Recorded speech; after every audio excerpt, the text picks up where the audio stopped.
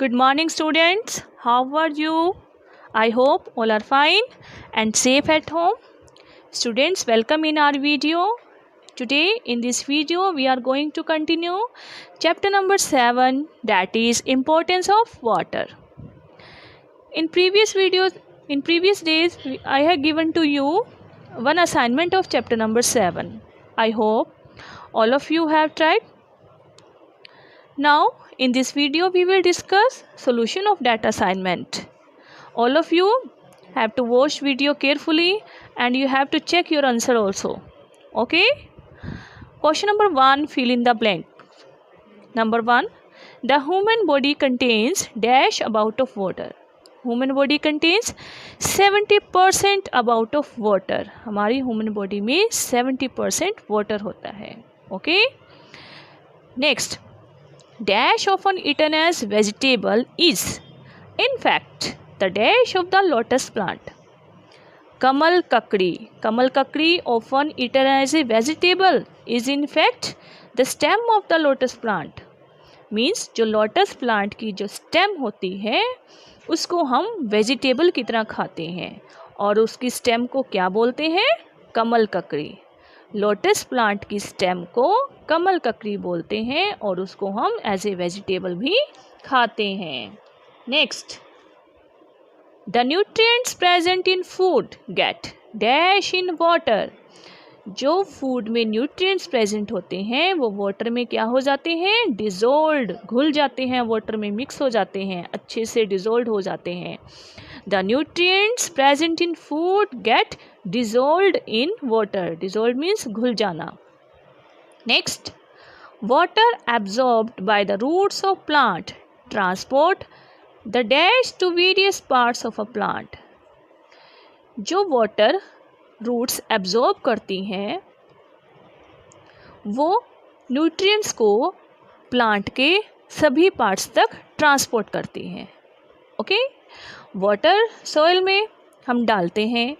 Okay, और soil में बहुत सारे न्यूट्रिएंट्स होते हैं तो वो सारे न्यूट्रिएंट्स वाटर के साथ मिक्स हो जाते हैं, डिज़ोल्व हो जाते हैं और जब प्लांट्स की रूट्स उस वाटर को एब्जॉर्ब करती है तो वो सारे न्यूट्रिएंट्स भी उसमें आ जाते हैं. ओके, और फिर रूट्स क्या करती हैं? उन न्यूट्रिएंट्स को प्लांट्स के हर पार्ट तक पहुंचा देती है, ट्रांसपोर्ट कर देती है. Okay. Next, groundwater can be used for dash with the help of water wheel. Groundwater जो अर्थ के नीचे अंडर द सरफेस जो वाटर प्रेजेंट है उसका यूज़ किस लिए उसका यूज़ किया जाता है? किस पर्पस के लिए यूज़ किया जाता है? इरिगेशन द फील्ड, सिंचाई करने के लिए. With the help of water wheel, water wheel की हेल्प से फील्ड की इरिगेशन करते हैं, सिंचाई करते हैं. Next is step well is also known as बावली.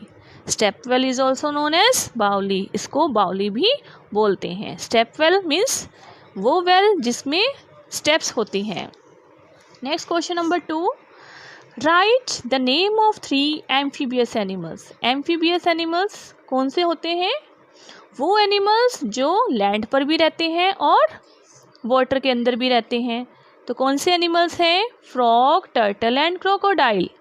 फ्रॉग, टर्टल, क्रोकोडाइल्स 3 ऐसे एनिमल्स हैं जो लैंड पर भी रहते हैं, ज़मीन पर भी रहते हैं और पानी के अंदर भी.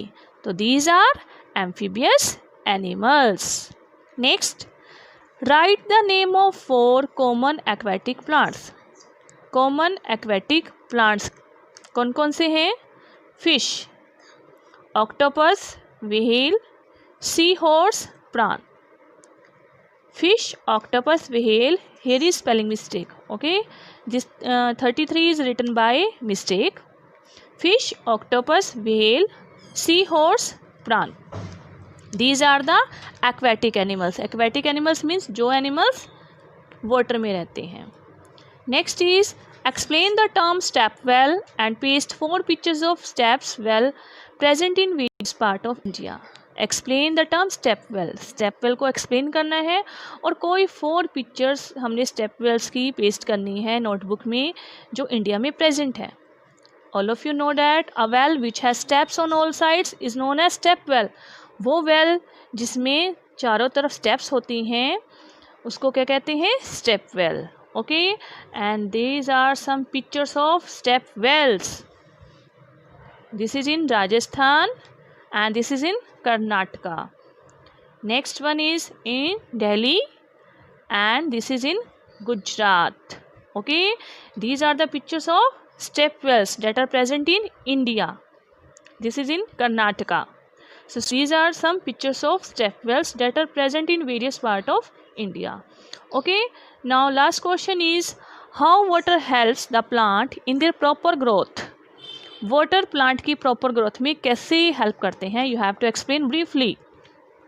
Answer, plants required various nutrients for their proper growth. Plants को ग्रोथ करने के लिए बहुत सारे न्यूट्रिएंट्स की ज़रूरत होती है. जैसे हमारी बॉडी को ज़रूरत होती है, ऐसे प्लांट्स को भी न्यूट्रिएंट्स की ज़रूरत होती है. These nutrients get dissolved in water present in the soil. ये सभी न्यूट्रिएंट्स जो सॉइल में प्रेजेंट होते हैं ये वाटर में डिजोल्व हो जाते हैं, घुल जाते हैं. Then plants absorb water from the soil with the help of roots. Plants की रूट्स जो हैं वो उस वाटर को एब्जॉर्ब कर लेती है, सोख लेती है. Okay, and then this absorbed water transport the nutrients to various part of the plant. और इसके बाद जो वाटर रूट्स ने एब्जॉर्ब करा है उसमें सभी न्यूट्रिएंट्स भी होते हैं. उस वाटर को रूट्स प्लांट के सभी पार्ट्स तक ट्रांसपोर्ट करती है, पहुंचा देती है. ओके, और in this way plants get different nutrients for their proper growth. Students, I hope all of you understood these questions. You have to note down this solution of home assignment in your fair notebook. Okay, thank you. Have a nice day.